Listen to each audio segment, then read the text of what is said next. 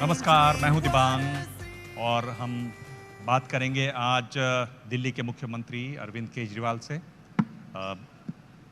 और हमारा टॉपिक है एक्स्ट्रा ऑर्डिनरी जर्नी ऑफ आम आदमी पार्टी। बड़ा हम हिसाब लगा रहे थे कि अरविंद केजरीवाल यहाँ पहुँच भी पाएंगे कि नहीं पहुँच पाएंगे। आपने एलजी से परमिशन ले ली यहाँ आने की? नहीं, मुझे उनसे परमिशन लेने की ज़रूरत नहीं पड़ती। आपको पक्का मालूम है कि कोई ज़रूरत नहीं है? नहीं, कोई ज़रूरत नहीं है। अच्छा, चलिए। पर आपका सवाल मैं समझ रहा हूँ। मैं कई बार ये सोचता हूँ कि जब जब एलजी साहब की तरफ से कोई फरमान आता है, कोई काम में अड़चन अड़ाई जाती है, कोई लड़ाई झगड़ा किया जाता है, तो मैं सोचता हूँ लड़ते क्यों हैं? हम मिलके काम क्यों नहीं कर सकते? ऐसे लड़ाई झगड़ा करने से तो दिल्ली भी आगे नहीं बढ़ेगी, देश भी आगे नहीं बढ़ेगा। हम सब लोग मिलके काम क्यों नहीं कर सकते? जी, पर ये जो लड़ाई है, हक की लड़ाई, लोगों की अच्छाई की लड़ाई, ये तो बात समझ में आती है। जिस तरह की एमसीडी से खबर आ रही है, वो तो लड़ाई नहीं, वो तो एक तरीके से हाथापाई हो रही है। आज भी इस तरह की घटना हुई है। दुख होता है। अब आप देखो, हमें 134 सीट मिली एमसीडी में, सबके सामने है। उनको 104 सीट मिली, सबके सामने है। हमें बहुमत मिला, तो मेयर तो हमारा बनना ही चाहिए। मतलब मेयर का चुनाव ही नहीं कराया इन्होंने, 2.5 महीने हो गए मेयर का चुनाव नहीं कराया। डिप्टी मेयर तो हमारा होना ही चाहिए, स्टैंडिंग कमेटी तो हमारी होनी चाहिए। जायज़ है, आपने 15 साल राज किया।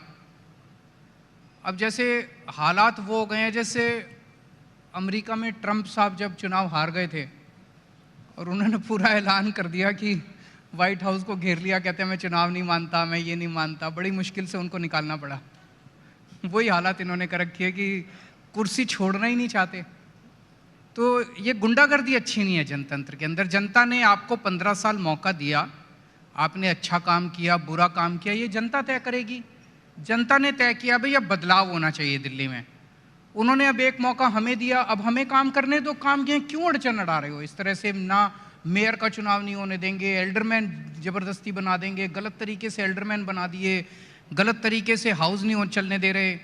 ये ठीक नहीं है, गुंडागर्दी ठीक नहीं है। जी, ये जो मेन टॉपिक है इस पर मैं आऊँगा। उससे पहले एक और सवाल मैं पूछना चाहता हूँ कि बहुत दिनों से पूछताछ चल रही है और हर बार ये होता है कि इस बार कोई एक्शन होने ही वाला है। मनीष सिसोदिया की बात कर रहा हूँ। क्या आपको एप्रीहेंशन है इस पे? उनको संडे को बुलाया है सीबीआई ने, और जो सूत्र हैं हमारे, जैसे आपके सोर्सेज होते हैं, अच्छा, वैसे हमारे भी सोर्सेज होते हैं, तो वो सोर्सेज बताते हैं कि उनको संडे को गिरफ्तार करेंगे ये लोग।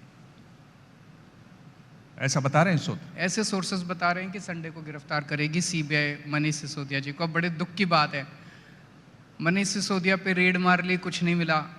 उनके बैंक अकाउंट देख लिए, उनके घर पे रेड मार ली, उनके लॉकर देख लिए, दफ्तर में रेड मार ली, उनके गांव में भी हुआ है कि कहीं ज़मीन खरीद रखी हो, कुछ नहीं मिला। मनीष सिसोदिया वो शख्स है जिसने 75 साल के, आज़ादी के 75 साल के बाद इस देश के गरीब आदमी को ये उम्मीद दी है कि उसके बच्चों का भी अच्छा भविष्य हो सकता है। आज दिल्ली के अंदर गरीबों के बच्चे डॉक्टर बन रहे हैं, इंजीनियर बन रहे हैं, वकील बन रहे हैं। बहुत बड़ी उम्मीद दी है मनीष सिसोदिया ने। उसको गिरफ्तार करके अगर आप जेल में डाल दोगे, ऐसे शख्स को गिरफ्तार करके झूठे केस में फंसा के अगर जेल में डाल दोगे, देश कैसे तरक्की करेगा? अगर किसी देश का राजा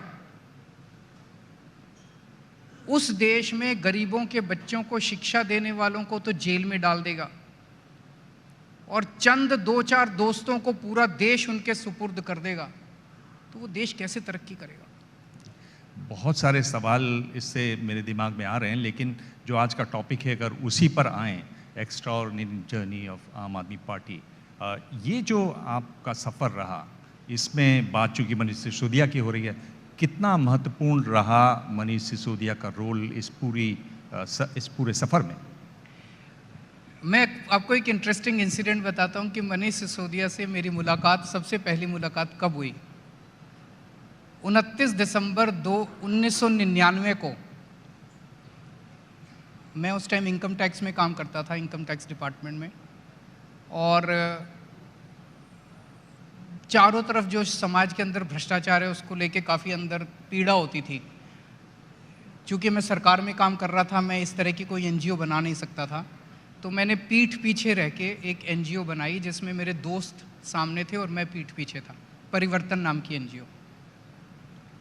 और हमने ऐलान किया कि इनकम टैक्स के अंदर कोई रिश्वत मांगे तो आप इस वेबसाइट पे बताना, हम आपका काम बिना रिश्वत के करा देंगे।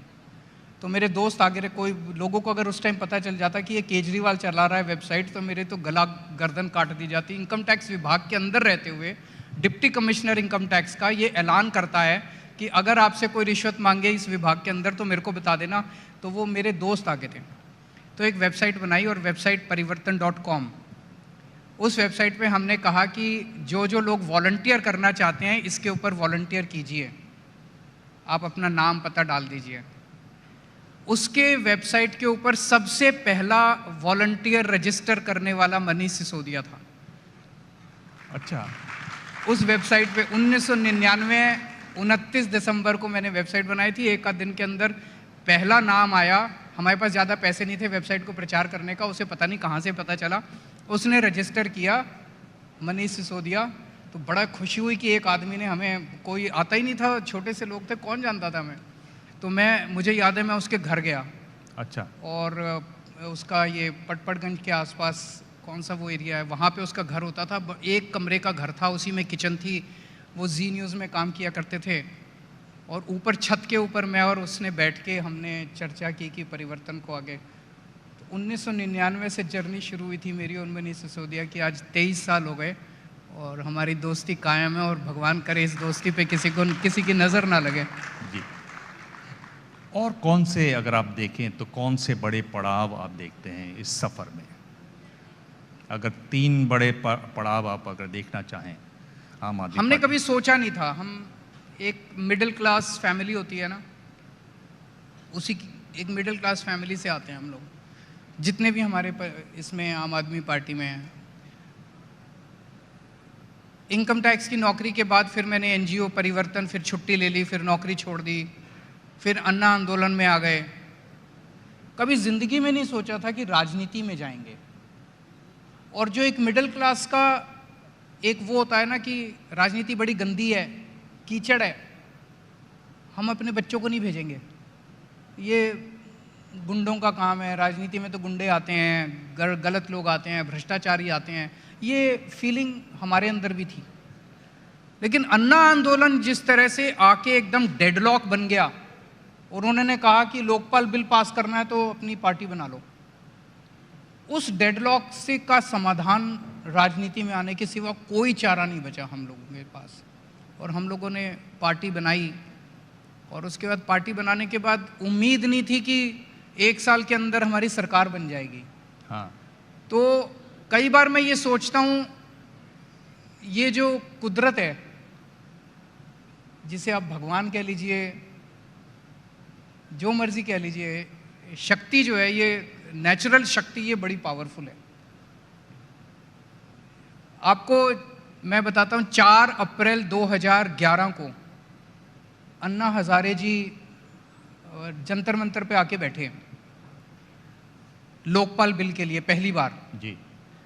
तो मैं इनवाइट करके आया था अन्ना हजारे जी को वहाँ पे। तो उसके लिए हमें वहाँ भीड़ इकट्ठी करनी थी, और मैं, मनीष सिसोदिया जी, उस टाइम कुमार विश्वास भी हमारे साथ होते थे, हम सब मिलके 4 अप्रैल का था, 2 अप्रैल को हम बैठ के ये सोच रहे थे कि 500 लोग आ जाएंगे क्या, कहाँ से लाएं, 500 लोग आएंगे ऐसी भी उम्मीद नहीं थी हम लोगों को। और 4 अप्रैल को ये आंदोलन इतना बड़ा बन गया, इतना बड़ा बन गया, तो कुछ तो चमत्कार कर रहा था ऊपर वाला। उसके बाद 16 अगस्त को जब अगस्त क्रांति हुई, हमें तो उम्मीद ही नहीं थी, पूरा देश खड़ा हो गया। इस देश की गली गली के अंदर लोग कैंडल, मोमबत्ती लेके निकल रहे थे, हमें तो उम्मीद ही नहीं थी। फिर जब पार्टी बनाई, हमें बिल्कुल उम्मीद नहीं थी। सारे पत्रकार कहते थे, सब कहते थे इन सब की जमानत जब्त होगी, केजरीवाल की शायद जमानत बच जाए, वो ये नहीं कहते थे जीतेगा, वो कहते थे केजरीवाल की शायद जमानत बच जाए जी। और 28 सीट आ गई हमारी, और अगली बार 67 सीट आ गई हमारी। तो कई बार जब मैं सोचता हूँ मुझे लगता है कि शायद ऊपर वाला कुछ करवाना तो चाह रहा है हम लोगों से। ऊपर वाले के अलावा अगर हम खोजना चाहें तो क्या आपको लगता है कि आपको ऊपर वाले पे भरोसा नहीं है? नहीं, मुझे बहुत भरोसा है, मुझे बहुत भरोसा है, पर मुझे लगता है कि ऊपर वाले को और भी बहुत सारे काम रहते होंगे, इसके अलावा भी और चीज़ें होंगी जो जुड़ी होंगी आम आदमी पार्टी से। क्या आपको लगता है कर्म करते जाओ, ईमानदारी से कर्म करो, निस्वार्थ भाव से कर्म करो, अपने लिए मत काम करो, दुनिया के लिए काम करो, दुनिया के लिए जीवन समर्पित कर दो, बाकी ऊपर वाला कर लेता है फिर। बाकी जो गीता में लिखा है ना, कर्मण्येवाधिकारस्ते मा फलेषु कदाचन, ये कोई एक बहुत पावरफुल है ये। अगर आप सही नीयत से निस्वार्थ भाव से जनता की सेवा करते हैं और भगवान को समर्पित कर देते हैं, फिर ऊपर वाला डिसाइड करता है कि इसका नेक्स्ट स्टेप क्या होगा, इसको आगे की दिशा फिर ऊपर वाला दिखाता है। कई मौके ऐसे आए हमारे पूरी जर्नी के अंदर जब ऐसा लगा कि यार सब कुछ खत्म हो गया, सब कुछ खत्म हो गया, अब आगे कोई रास्ता दिखाई नहीं दे रहा था। जैसे जब अन्ना आंदोलन खत्म हुआ, हमें तो पता ही नहीं था अब आगे क्या होगा। कांग्रेस की सरकार थी, उन्होंने कहा हम तो लोकपाल नहीं बनाते, जो करना कर लो।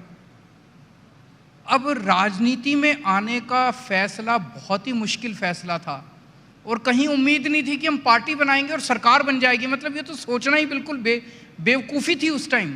तो ऐसे लगता था जैसे सब कुछ खत्म हो गया। फिर 49 दिन की सरकार बनी। 49 दिन की सरकार के बाद जब इस्तीफा दिया, मैं वाराणसी जाके चुनाव लड़ा, वहाँ से हार के आया, एक बार लगा सब कुछ खत्म हो गया। बिकॉज उस टाइम बीजेपी का ऐसा चारों तरफ, मोदी जी पहली बार आए थे, हमें उम्मीद नहीं थी कि हमारी दोबारा सरकार भी बनेगी और 67 सीट्स आ गई। तो ऊपर वाला रास्ता दिखाता है। मेरी ये छोटे से पिछले जो 10-15 साल की पॉलिटिकल जर्नी है, इस जर्नी ने मेरा भगवान के ऊपर और जो भी शक्ति है उसके ऊपर भरोसा बहुत ज़्यादा अटूट किया है कि काम करते जाओ, अपने लिए मत करो। ये बात मैं आपकी मान लेता हूं, पर और अगर मैं इससे विस्तार से देखना चाहूं, जिद करूं, तो दो ऐसे नेता, दो ऐसे लड़के थे जो ईमानदार दिखाई दे रहे थे, युवा हैं, दूसरी तरफ वो पार्टियां हैं जो एक तरीके से बदनाम हो चुकी हैं, जिन पर कोई ना कोई बैगेज है।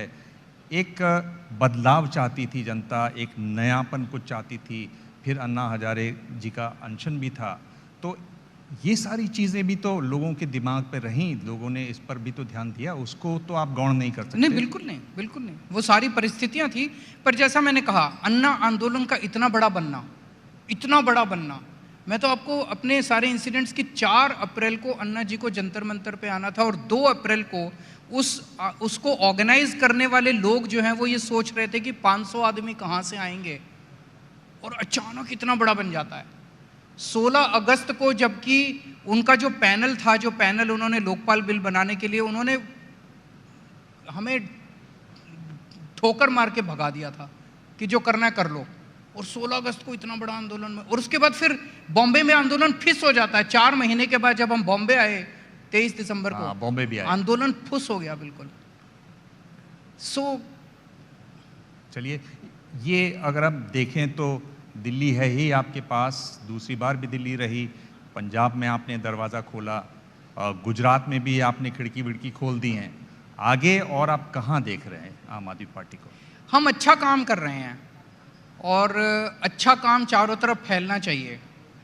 मेरी कभी भी ये इच्छा नहीं रही कि मैं अब ये स्टेट भी जीतूंगा और वो स्टेट भी जीतूंगा और वो स्टेट भी जीतूंगा। मेरी इच्छा एक ही है, मैं भारत को दुनिया का नंबर 1 देश देखना चाहता हूँ, और यह मैं मरने से पहले देखना चाहता हूँ। और मैंने भगवान से एक ही चीज़ मांगी है कि मेरे को तब तक मौत ना आए जब तक भारत को मैं नंबर 1 देश ना देख लूँ। और उसको करने के लिए मेरी ये बिल्कुल इच्छा नहीं है कि मैं अब मध्य प्रदेश भी जीतूंगा और राजस्थान भी जीतूंगा और ये भी जीतूंगा और वो भी जीतूंगा।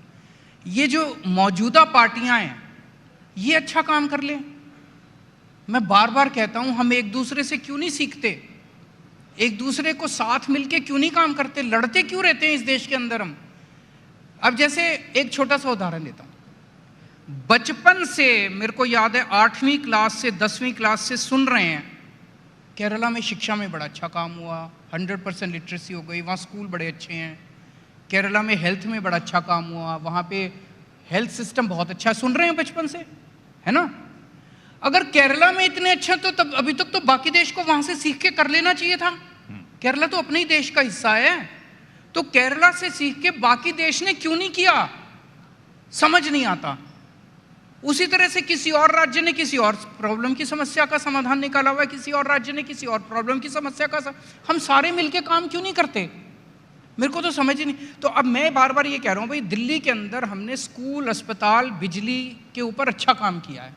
जो मेरे से सीखना चाहे मैं उनको सिखाने को तैयार हूं, और आप सीखो, वोट लो, शिक्षा के ऊपर वोट लो, स्कूल सुधारो। जो पार्टी मेरे को बुलाएगी मैं उस पार्टी को काम करने, बीजेपी वाले बुलाएंगे मैं बीजेपी वालों को सिखाऊंगा, कांग्रेस वाले बुलाएंगे कांग्रेस वालों को सिखाऊंगा। आप लो वोट, आपको मैं वोट दिलाने मैं आ रहा हूं, आपको वोट दिलाने काम कर लो। और नहीं करेंगे तो फिर हम भी ट्राई करेंगे फिर वहां जाके। मैं आगे बढ़ूंगा राजनीतिक सवालों पर, उससे पहले परिवार का कितना सहयोग था? आपने ये जो यात्रा की, आम आदमी पार्टी ने जो यात्रा की, उसमें आपके लिए आपके परिवार का कितना सहयोग रहा? मैं अपने परिवार को बहुत बहुत शुक्रिया अदा करना चाहता हूँ, खासकर मेरी धर्मपत्नी को और मेरे पेरेंट्स को। उन्हें इतना, मेरी धर्मपत्नी को इतना सरफिरा पति मिला और वो आज तक मुझे निभा रही है। हाँ। ये मैं आपको एक इंसिडेंट बताना चाहता हूँ इस दौरान, वो अगर देख रही होगी तो वो बड़ी नाराज़ भी होगी। जब मैंने 2000 में परिवर्तन शुरू किया, फिर मैंने डिपार्टमेंट से, इनकम टैक्स डिपार्टमेंट से मैंने छुट्टी ली बहुत लंबी, विदाउट पे। फिर जब छुट्टी ली बहुत विदाउट पे, 2-3 साल छुट्टी पे रहा, फिर उसके बाद मुझे लगने लगा यार अब कब तक छुट्टी लूँगा, अब मुझे इस्तीफ़ा दे देना चाहिए। तो एक दिन जाके मुझे पता था कि अगर मैं घर में, ये बात भी डिप्टी कमिश्नर इनकम टैक्स, तब तक जॉइंट कमिश्नर बन गया था, जॉइंट कमिश्नर इनकम टैक्स अगर घर में आके कहे कि मैं इस्तीफ़ा दे रहा हूँ, क्यों दे रहा है भाई इस्तीफ़ा, तब तक तो किसी राजनीति में भी नहीं आए थे, तब तक तो पार्टी भी नहीं बनाई थी, किसी को पता नहीं था कभी मुख्यमंत्री बनेगा ये। तब तक मैं दिल्ली की झुग्गियों में, सुंदर नगरी और नंदन नगरी की झुग्गियों के अंदर में रहता था, वहाँ काम किया करता था। तो अगर घर जाके कोई कहे कि जॉइंट कमिश्नर इनकम टैक्स छुट्टी पे, उसने बेचारी ने मेरे को अलाउ कर दिया, यही बहुत था, और मैं जाके कहूँ मैं अब इस्तीफ़ा दे रहा हूँ, मैं वापस नहीं जाऊँगा, तो वो तो हार्ट अटैक हो जाता उसका। तो मैं चुपके से एक दिन जाके इस्तीफ़ा दे आया डिपार्टमेंट में, इनकम टैक्स। घर में बिना बताए? घर में बिना बताए। वाकई में सरफिरा पति है ये तो। हाँ। अब हुआ ये कि central board of direct taxes है जो इनकम टैक्स का, वहाँ पे इस्तीफ़ा देना होता है। मैंने वहाँ इस्तीफ़ा दिया। जिस क्लर्क को मैंने इस्तीफ़ा दिया, मेरी वाइफ भी इनकम टैक्स में मेरी बैचमेट हैं, जिस क्लर्क को मैंने इस्तीफ़ा दिया, वो क्लर्क बाई चांस पिछले साल मेरी वाइफ के अंडर में काम कर चुका था। उसने फ़ोन किया उनको, अच्छा आज आपके हस्बैंड इस्तीफ़ा दे गए, मैडम क्यों इस्तीफ़ा दिया? अब मेरी वाइफ का पारा आप सोच सकते हो कि उसका हस्बैंड इस्तीफ़ा दे के आया और उसको पता किसी और से चल रहा है कि उसका हस्बैंड इस्तीफ़ा दे आया। तो उन्होंने 2 महीने मेरे से बात नहीं की। उन्होंने कहा इस्तीफ़ा देना था, मुझसे पूछ तो लेता। तो उनका बहुत साथ रहा, बहुत सहयोग रहा उन लोगों का। और मैं ये तो दिल्ली जाना अब आपके लिए मुश्किल हो जाएगा, एलजी भी बैठे हुए हैं और घर में पत्नी है। नहीं, उनका बहुत सहयोग है और she is like a pillar. जी, आपने कहा, और दूसरे सवालों पर बढ़ें तो आपने कहा कि सब क्यों नहीं एक साथ आ जाते। आपने यहाँ मुंबई में आज मुलाकात की उद्धव ठाकरे से, क्या ये 2024 की कोई कोशिश है, कैसे देखते हैं आप? देखिए, इस देश में एक पार्टी ऐसी है जो 24 घंटे केवल चुनाव की सोचती है। उसे देश से कुछ लेना देना नहीं है, इस देश के लोगों से कुछ लेना देना नहीं है। हम 24 घंटे चुनाव के बारे में नहीं सोचते, हम देश के बारे में सोचते हैं। तो उद्धव जी से मैं मिला, चुनावों के बारे में चर्चा नहीं हुई, चर्चा हुई इस देश के अंदर इतनी बढ़ती हुई महंगाई के बारे में, बेरोज़गारी के बारे में, हिंडनबर्ग रिपोर्ट के बारे में, किस तरह से इस देश के अंदर चंद कॉरपोरेट हाउसेस को फ़ायदा पहुंचा के जनता का सारा पैसा लूटा जा रहा है, उसके बारे में, किसानों के बारे में, इन सब चीज़ों के ऊपर चर्चा हुई। कैसे हम सब मिलके, हमें एक दूसरे से सीखना चाहिए, देश को कैसे आगे लेके जाना चाहिए, इसके बारे में चर्चा हुई। जिस तरह की स्थिति है महाराष्ट्र में, जिस तरह की स्थिति में है इस समय उद्धव ठाकरे की पार्टी, अब तो उनसे निशान भी छिन गया है, आपको क्या लगता है कि वो फिर से कुछ कर पाएंगे? इसका कोई असर होगा या आपको लगता है कि नहीं, इसका बिल्कुल उलट असर होगा? उनके पिताजी शेर थे, शेर का बेटा है वो, उसका सारा सामान चोरी कर लिया इन्होंने, पार्टी चोरी करके भाग गए, सिंबल चोरी कर लिया, झंडा चोरी कर लिया। पर चोर तो चोरी होता है ना, चोर शेर थोड़ी बन सकता है। अच्छा, शेर तो शेर का बेटा ही बनेगा। हाँ। मेरे को लगता है कि जिस तरह से इन लोगों ने उद्धव जी के साथ किया है, पूरे महाराष्ट्र की जनता उनके साथ है, पूरे महाराष्ट्र की जनता का प्यार, उनकी सिंपैथी, उनका सपोर्ट उनके साथ है। एक बहुत महत्वपूर्ण जो आपने बात की वो हिंडनबर्ग की रिपोर्ट है। हम देख रहे हैं कि जो बैंक्स हैं, LIC है, 80,000 करोड़ रुपया है, यानी करोड़ों लोगों का पैसा उसमें लगा हुआ है, आम लोगों का पैसा लगा हुआ है, क्योंकि state bank of India, Punjab national bank, bank of Baroda, इस तरह के बैंक शामिल हैं। इस पर कोई जो पॉलिटिकल क्लास है उसमें आप लोग ज़मीन पे नहीं उतर रहे हैं, इस पर कोई बड़ा मूवमेंट नहीं कर रहे हैं। आपको क्या लगता है ये इतना बड़ा मुद्दा नहीं है क्या? सर, हम जो भी कर लें आप लोग दिखाते ही नहीं हो। अच्छा। चक्कर ये नहीं है कि कई लोग ये कहते हैं विपक्ष कुछ नहीं कर रहा, मैं ये कह रहा हूँ विपक्ष बेचारा जो मर्जी कर ले, आप लोगों को दिखाने नहीं दिया जाता। आप लोग तो अच्छे हो पर वो दिखाने नहीं देते आप लोगों को, बहुत प्रेशर है आप लोगों के ऊपर भी। तो लेकिन जनता देख रही है। एक इमरजेंसी भी आई थी 70s में, जब प्रेस भी सेंसरशिप की, उन्होंने सब कुछ किया, लेकिन जिस दिन जनता खड़ी होती है ना, समय का फेर है। इतिहास के अंदर बहुत लोग ऐसे आए जिनको ये लगा कि वो ऑल पावरफुल हैं, वो भगवान से भी ज़्यादा पावरफुल हो गए। ऐसा होता नहीं है, समय का खेल है। धैर्य रखो, पेशेंस रखो, पेशेंस से सब कुछ होता है। अब दिल्ली के अंदर आजकल ये नगर निगम का देख रहे हैं आप, चल रहा है। 1 साल पहले दिल्ली को मेयर मिल जाना चाहिए था, दिल्ली नगर निगम को सरकार मिल जानी चाहिए थी। 1 साल से तमाशा कर रखा है इन्होंने। पहले चुनाव नहीं होने दिए, फिर बोले MCD को एक कर रहे हैं, MCD को एक करने का बिल ले आए, पार्लियामेंट का दुरुपयोग किया, सारी एजेंसीज का दुरुपयोग किया, फिर गुजरात के साथ चुनाव कराएंगे, डिलिमिटेशन में गड़बड़ की इन लोगों ने। पर अंत में तो सच्चाई की जीत होती है ना। जनता के साथ वोट तो जनता ने देना है ना, तुम जो मर्जी कर लो। तो उसी तरह से ये लोग जो मर्जी कर लें। क्या आपको लग रहा है, अडानी पर मैं अगर रहूं तो क्या आपको लग रहा है कि जो आम निवेशक है जिसने बैंक में पैसा जमा किया हुआ है वो आज सुरक्षित है? आप कैसे देखते हैं इस पूरे मसले को? ये बहुत चिंता का विषय है। जिस तरह से left, right and centre political कारणों की वजह से बिना होमवर्क किए कुछ चंद लोगों को बैंकों ने और LIC ने कर्जे दे दिए, हजारों करोड़ के। किसी को 10,000 करोड़ का दे दिया, किसी को 80,000 करोड़ का दे दिया, किसी को 1.5 लाख करोड़ का कर्जा दे दिया। ये नहीं देखा कि भाई उसको कर्जा देने लायक है कि नहीं है। उससे बदले में, जैसे आप कोई किसान अगर कर्जा लेने चाहे तो उसको कहते हैं अपनी ज़मीन गिरवी रख। इनमें से बताते हैं लोग कि कईयों से तो कोई कुछ भी गिरवी नहीं मांगा, और जो गिरवी रखा उसकी आज कोई कीमत नहीं बची। जो शेयर इन्होंने गिरवी रखे थे उसकी कोई कीमत नहीं बची। जिस तरह से ये कर्जे दिए गए और जिस तरह से ये कर्जे माफ किए जा रहे हैं, एक किसान अगर 10,000 रुपए का कर्जा ले ले किसी बैंक से और अगर वो वापस ना कर पाए तो उसकी बैंड बजा देते हैं ये लोग, उसकी जिंदगी हराम कर देते हैं। वो अंत में सुसाइड कर लेता है 10,000 रुपए लेने वाला किसान। इन्होंने 10-10 हजार करोड़ रुपए के, 1-1 लाख करोड़ रुपए के कर्जे ले लिए, या तो किसी को देश से भगा दिया या उसके कर्जे माफ कर दिए, उनसे वापस नहीं लेते ये लोग। तो बैंक कंगाल हो रहे हैं। आज पहली बार अखबार में छपा है कि LIC का भी जितने शेयर खरीदे थे वो इनके घाटे में जाने लग गए। इस देश के लाखों करोड़ों लोगों ने अपनी पूरी जिंदगी की कमाई LIC में डाली हुई है। अगर LIC कंगाल हो गई तो पूरे देश में क्या हाल होगा। बैंकों के अंदर इन्होंने कानून बना दिया शायद ये कि भाई अगर किसी का बैंक कंगाल हो जाता है तो आपने अगर 1 करोड़ रुपया भी डाला हुआ बैंक में जमा करा रखा तो आपको बदले में 5 लाख रुपए ही मिलेंगे। ये क्या बात हुई? ऐसे तो पहले कोई कानून नहीं था, इन्होंने अब कानून, इसका मतलब इनको लग रहा है कि बैंक कंगाल होने वाले हैं।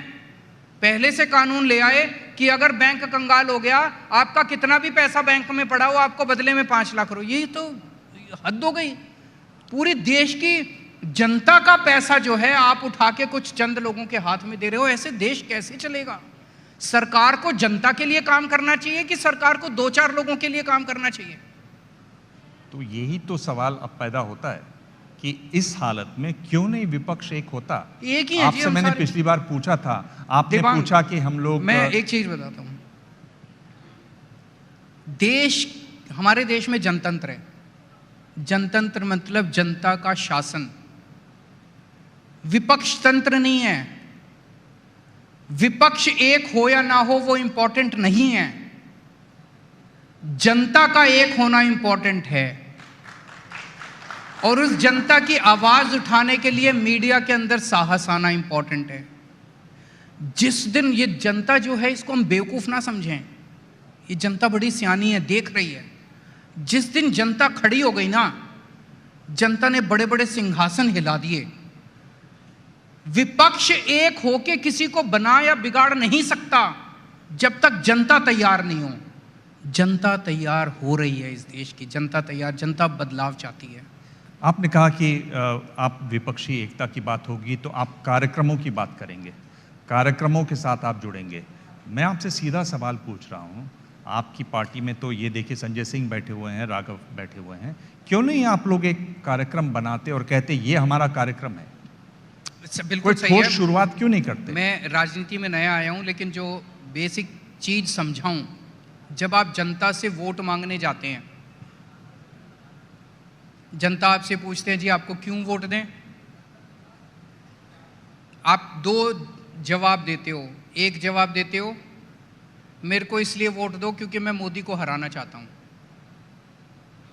क्या जनता आपको वोट देगी? आप दूसरा जब बोलते हो मुझे वोट दो क्योंकि मैं आपके बच्चों के लिए अच्छे स्कूल बना दूंगा, आपके बच्चों को नौकरी दिलवाऊंगा, आपके बच्चों का भविष्य बना दूंगा। मुझे वोट दो क्योंकि आज अभी आपका बिजली कट लगता है, 8-8 घंटे बिजली जाती है, मैं 24 घंटे बिजली का इंतजाम कर दूंगा। मुझे वोट दो क्योंकि आपके इलाके में पानी नहीं आता, मैं आपके लिए घर के लिए पानी का इंतजाम कर दूंगा। जनता इसको वोट देगी कि उसको वोट देगी जो कहता है मैं मोदी को हरा दूंगा? ऑब्वियसली इसको वोट देगी यार, जो उसके घर की बात करता है, उसके बच्चों की बात करता है, उसके परिवार की बात करता है, सुख दुख की बात करता है। तो हमें सबको मिलके अगर 2024 की बात करें, 2024 में अगर हम जनता के बीच में जाएंगे, जनता हमसे पूछेगी केजरीवाल जी आपको क्यों वोट दें, तो हमें उनको एक एजेंडा देना है कि इसलिए वोट दो क्योंकि हम देश को इस तरह से तरक्की के रास्ते पे ले जाएंगे। वो देश का चुनाव है। हम इस तरह से आपको महंगाई से छुटकारा दिलाएंगे, हम इस तरह से रोजगार पैदा करेंगे, हम इस तरह से दुनिया में सबसे शक्तिशाली बनाएंगे देश को। वो एजेंडा जब होगा जनता आपको वोट देगी, और उस एजेंडा पे काम चल रहा है। अभी हम सब लोग मिलकर काम कर रहे हैं। क्या बोल रहे हैं कि विपक्ष एक एजेंडा तैयार कर रहा है, ऐसा कह रहे हैं? केवल विपक्ष नहीं, देश की जनता के साथ मिलकर एजेंडा बनाना है।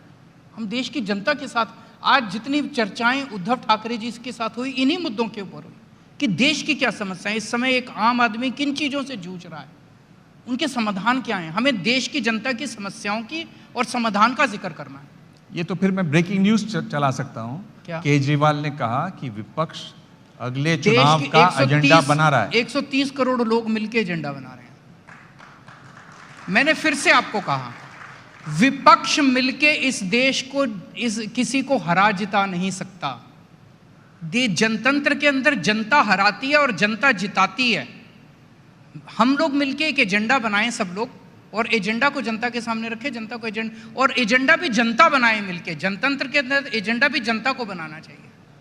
मैं मान लीजिए दिल्ली में चुनाव लड़ता हूं, दिल्ली का एजेंडा अलग होगा। मैं मध्य प्रदेश में चुनाव लड़ता हूं, मध्य प्रदेश का एजेंडा अलग होगा। कौन तय करेगा?